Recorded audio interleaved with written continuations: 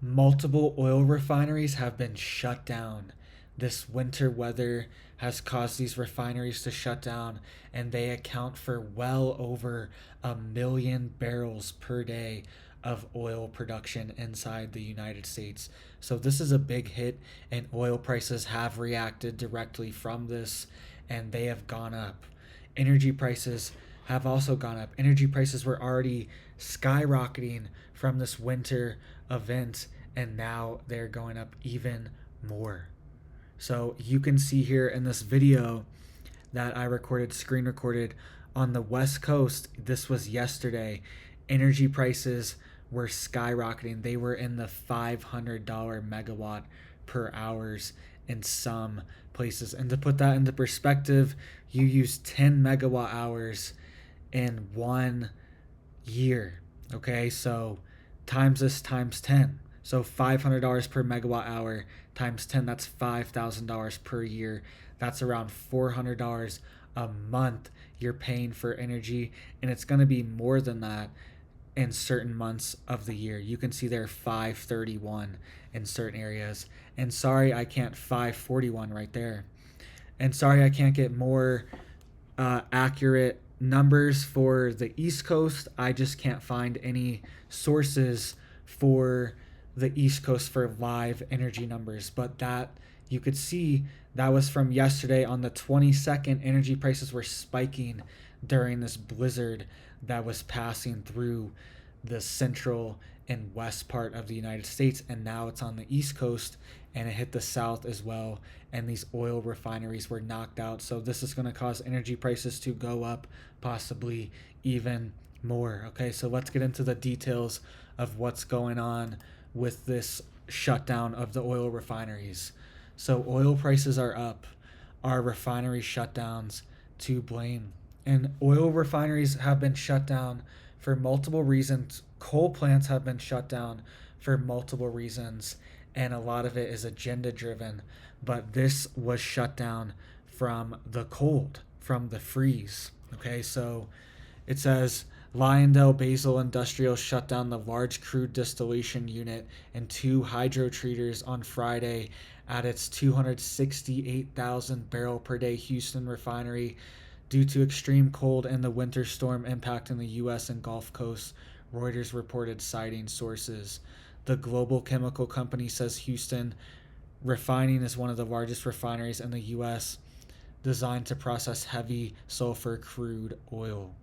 Okay, so this is just one of the refineries. 3 different refineries have been shut down, and oil prices have reacted to this already. And we also see the Keystone pipeline shut down. Okay, remember that a couple weeks ago? I reported on that right when it happened. The Keystone pipeline had this magical leak in it. Pipelines are normally very secure. That's the point of pipelines, is they are transferring oil in a secure way that's not on the road like a truck. Okay, truckers could get into accidents, but on a pipeline, it's this pipeline out in the middle of nowhere in Kansas, middle of nowhere, and apparently it just springs this massive leak and one of the biggest spills that we've had in history, and totally devastated this little rural area of Kansas and devastated this creek near these people's house. Right, so it's one of these things that, what's actually going on? Why is there just always a shutdown of, did these refineries really needed to be shut down? I mean, maybe from the cold, but why? How come just a winter weather event? I know it's a massive event. Over 1 million people are without power. Go check out my video I made earlier to this morning. Okay, over 1 million people without power, mostly on the East Coast. All right, go check that out. I'll give you all the details. I'll give you lots of tips and stuff like that too. But why can't our grid, why can't the refineries handle some cold weather? Why do 1 million people have to be without power?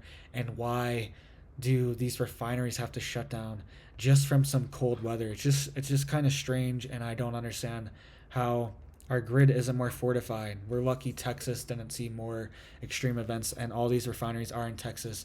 They're also reporting, first Squawk citing sources tweeted that Marathon Petroleum shut down its refinery in Galveston Bay, while PIQ tweeted that Motiva Enterprises idled its facility in Port Arthur. Marathon's Galveston Bay refinery in Texas City, Texas, has a capacity of 593,000 barrels per calendar day. The Port Arthur refinery has a capacity of 630,000 barrels per day. So well over a million barrels per day of capacity. We got almost 600 here, 600 there, and over 200 at the other one as well. 268. So well over a million barrels of capacity, almost 1.5 million barrels shut down. And this is obviously going to cause energy prices to go up, okay?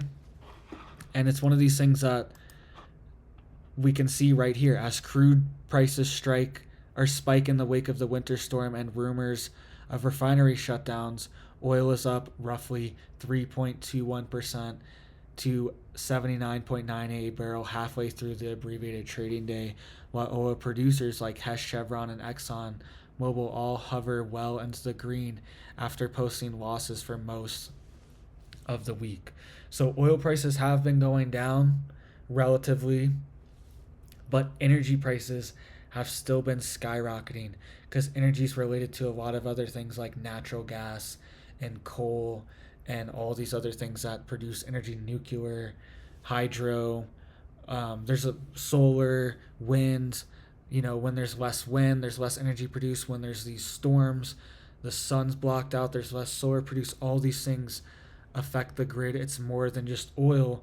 Oil prices have been going down, but that's because we still have been releasing massive amounts of our strategic oil reserves. Just last week, the president released one of the biggest releases from the strategic reserves that they've ever done in history just last week to keep oil prices down after this massive Keystone pipeline week. All right, so we keep getting all these events and we keep getting buffered with the strategic petroleum reserve, but it's still draining and it's still at its lowest levels since the 80s, I believe. In almost 40 years, I believe it's at its lowest levels. And our oil capacity is way higher. What we need is way higher. Our demand is way higher, way more people. Our military needs more. All this stuff is a factor.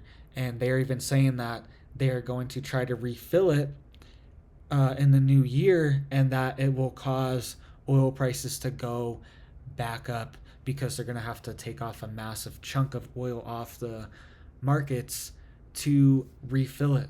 Okay, and then they're going to have to stop releasing it, and oil prices will go back to a natural level. Okay, but energy prices are still going to go up. Our grid is still very vulnerable. I believe last time I checked, there are around 250,000 people just in Maine alone, without power. So go check out my other video. I give you lots of tips on what to do with your chickens too in the winter. I'll show you some video of my chickens if you want to see them. Go check out that video. Hit that like, hit that thumbs up. Thank you guys for supporting me. Thank you for watching, and I hope you guys have a big old blessed day.